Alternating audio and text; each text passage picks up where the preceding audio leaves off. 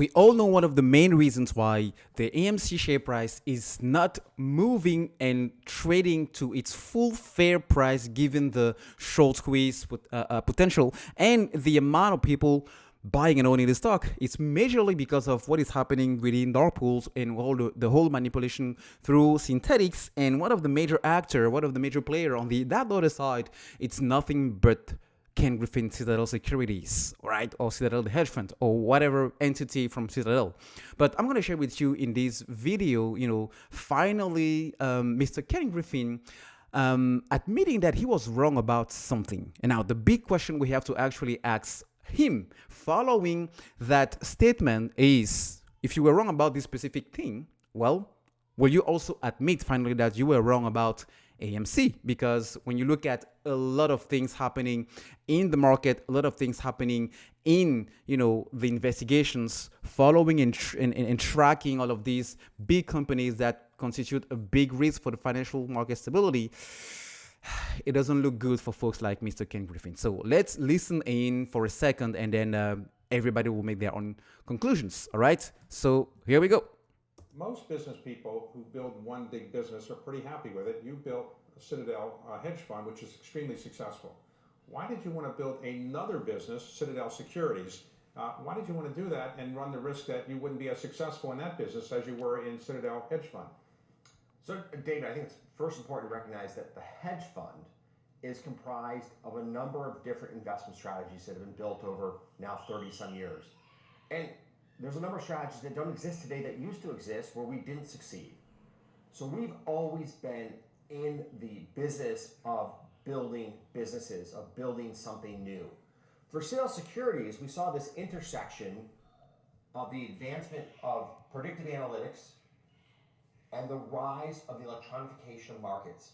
We were moving from a world where you would call a broker, who would call for a broker, who would walk to a specialist who would do a trade, to an electronic world of straight-through processing trading. In other words, type an order on a computer, boom, it's executed in fractions of a second. And we felt in that world, our deep heritage in software engineering and in predictive analytics would let us to be a market maker of the future. And one of my partners who recently retired, James Ye, led that charge for years in the origin story of Citadel Securities. And we became one of the largest market makers in U.S. options and U.S. equities. And then under Peng Chao's leadership over roughly the last 7 or 8 years, we've really grown to be a global player. Peng's done an incredible job of building a team of incredibly gifted people with software engineering skills, hardware engineering skills, work in machine learning and AI to allow us to manage 25% of the U.S. equity flow every day. And it's an incredible testament to him and his team that they've built so much capability under one roof to be such an important provider of liquidity to retail institutional investors. Now, Citadel, the hedge fund, is a fund I assume you own. You're the principal owner, if not the sole owner of it.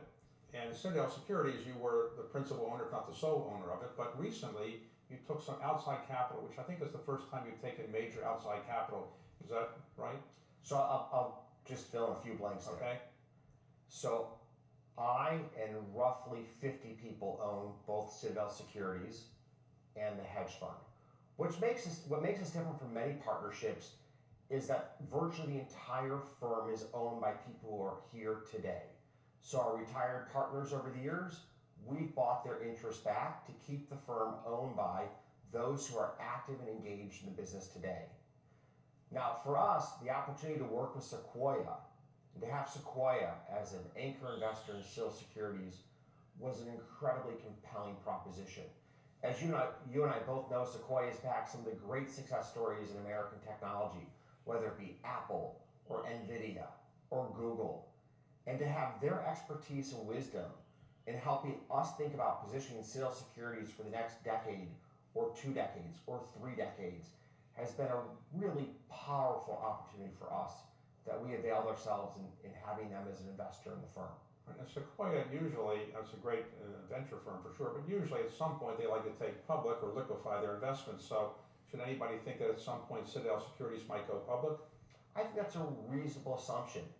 And one of the ingredients that Sequoia brings to the table is helping my management team really understand, as a public company, what will be different than how we run our business today as a private company. And those differences, as you and I both know, some will be positive, some will be negative. But we need to understand those differences and embrace those differences if we're going to go public down the road. Now, the other partner that you sold a stake to was Paradigm, which is a cryptocurrency related investor. You haven't been trading, I think, or making markets in crypto. Do you expect to do that in the future? So crypto has been one of the great stories in finance over the course of roughly the last 15 years. And I'll be clear, I've been in the naysayer camp over that 15-year period of time. But the crypto markets today have a market capitalization of about $2 trillion in round numbers, which tells you that I haven't been right on this call over the course of the last 15 years. I still have my skepticism, but there are hundreds of millions of people in this world today who disagree with that.